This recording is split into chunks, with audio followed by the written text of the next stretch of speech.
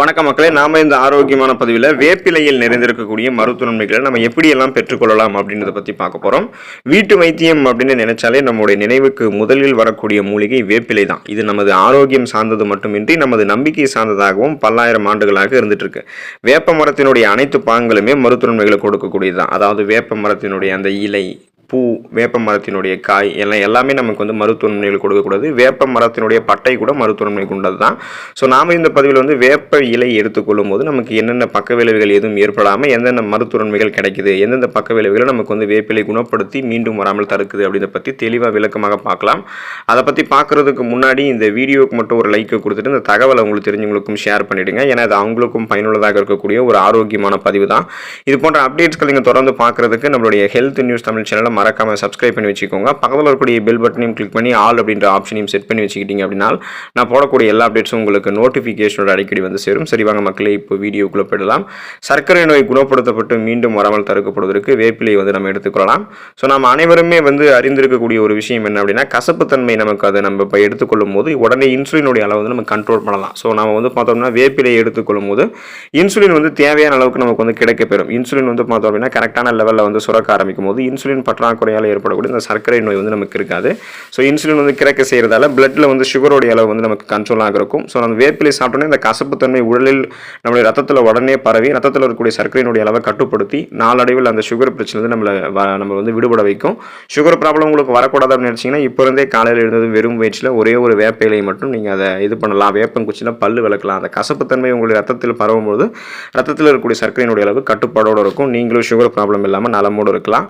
காது பிரச்சனைகள் சரியாகுவதற்கு வேப்பிலையை வந்து நம்ம பயன்படுத்தலாம்.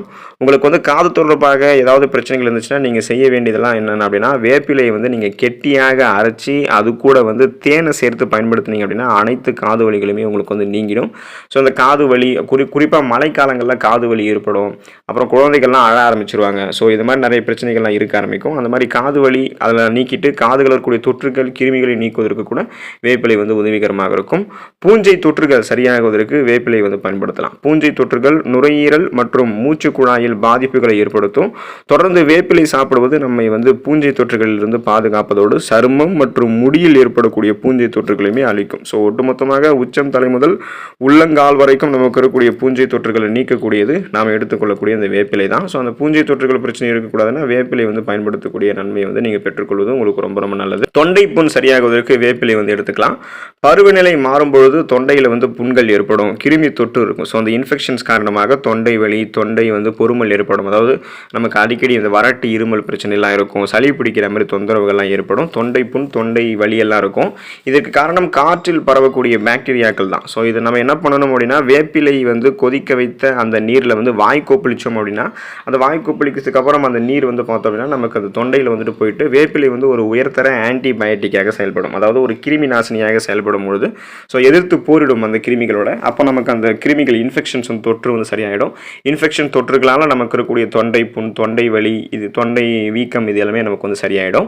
கண் பாதுகாப்பு பெறுவதற்கு வேப்பிலை வந்து பயன்படுத்தலாம். கண்களில் தொடர்ந்து எரிச்சல் மற்றும் வலி இருந்துச்சு அப்படின்னா அதற்கு வேப்பிலை ஒரு சிறந்த மருந்தாக இருக்கு. சுத்தமான நீரில் சில வேப்பிலைகளை போட்டு கொதிக்க வச்சதுக்கு அப்புறம் அந்த நீரை வந்து நம்ம ஆற வைக்கணும். சிறிது நேரம் கழித்து இந்த நீரில் முகம் கழுவணும். தினமும் நம்ம இந்த மாதிரி 3 முறை செஞ்சு வந்தோம் அப்படின்னா நம்மளுடைய கண்களில் ஏற்படக்கூடிய வலி விரைவில் வந்து நமக்கு குணமாயிடும். ஸோ மற்றவர்கள் என்ன நினைப்பாங்கன்னா, கண்களில் வலி ஏற்படும் பொழுது வேற வேற விஷயங்கள் வந்து பண்ணலாம், அதனால தான் நம்ம வந்து ஃபோன்ஸ் பார்க்குறதால நமக்கு அந்த மாதிரிலாம் இருக்குது அப்படின்னு நினைப்பாங்க. அதெல்லாம் உண்மைதான். ஆனால் அதை சரி பண்ணிக்கிறதுக்கான ட்ரீட்மெண்ட்ஸில் நீங்கள் வேப்பிலை இந்த மாதிரி பயன்படுத்தும் போது கண் வலி உங்களுக்கு சரியாயிடும். கண் பார்வையெல்லாம் கூர்மையாக உங்களுக்கு இருக்கும். பற்களினுடைய ஆரோக்கியம் மேம்படுவதற்கு வேப்பிலை வந்து நம்ம பயன்படுத்தலாம்.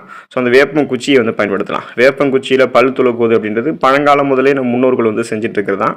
அப்போதெல்லாம் ஆரோக்கியமாக இருக்கிறதுக்கு நம்மளுடைய பற்களை இப்போ வந்து பார்த்தோம் அப்படின்னா செயற்கை பசைகளை இந்த மாதிரி டூத் பேஸ்ட் எல்லாம் வச்சு நம்ம யூஸ் பண்ணிட்டு இருக்கோம். ஸோ இதெல்லாமே ஒரு ஸ்லோ பாய்சன் அப்படின்னு சொல்லப்படுது. அந்த மாதிரி இல்லாமல் நீங்கள் இயற்கையான முறையில் வந்து பல் துளக்கூடிய விஷயம் பண்ணணும்னா வேப்பம் குச்சியில் வந்து நீங்கள் பல் வளர்க்கலாம். இதில் இயற்கையாகவே இருக்கக்கூடிய அந்த ஆன்டி வைரல் மற்றும் கிருமிகளுக்கு எதிராக போராடக்கூடிய குணம் வந்து நம்மளுடைய பற்களை வந்து பாதுகாக்கும். அது மட்டும் இல்லாமல் நம்ம வேப்பம் குச்சியில் பல் விளக்கும் போது நம்மளுடைய உமிழ் நீரினுடைய தரம் வந்து பாதுகாக்கப்படும். அதன் மூலமாக செரிமானம் நமக்கு இயல்பாகவே இருக்கும். வேப்பிலை வந்து நம்ம மெல்லுவது நம்மளுடைய ஈறுகளினுடைய ஆரோக்கியத்தையும் பாதுகாக்கும். ஏன்னா அந்த வேப்பிலை சாறு நம்மளுடைய ஈறுகளில் படும்போது ஸோ அந்த ஈறுகள் வந்து வீக்கம் அடைவது, ஈறுகளில் ரத்த இரத்த கசிவு ஏற்படுவது, அதனால் பற்கள் வந்து பலமிழந்து போவது, இந்த மாதிரி பிரச்சனைகள் வந்து நமக்கு எதுவுமே இருக்காது. நமக்கு பற்கள் வந்து கிருமிகளும் வந்து அழிக்கப்படும். ஸோ வேப்பங்குச்சியில் நம்ம பல் விளக்கணும், நமக்கு அதுதான் நன்மை கிடைக்கும். சுவாச புத்துணர்ச்சியும் கிடைக்கும், கிருமிகளும் அழிக்கப்படும்.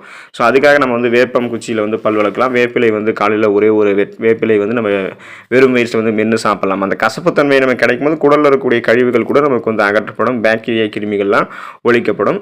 ஸோ இந்த மாதிரி வேப்பிலையும் வேப்பம் குச்சியும் பயன்படுத்திக்கோங்க. இதில் இருக்கக்கூடிய நிறைய ஆரோக்கியமான மருத்துவமைகளை பெற்று நலமோடு வாழுங்க. அடுத்த ஆரோக்கியமான பதிவில் மறக்காமல் சந்திப்போம். நன்றி மக்கள்.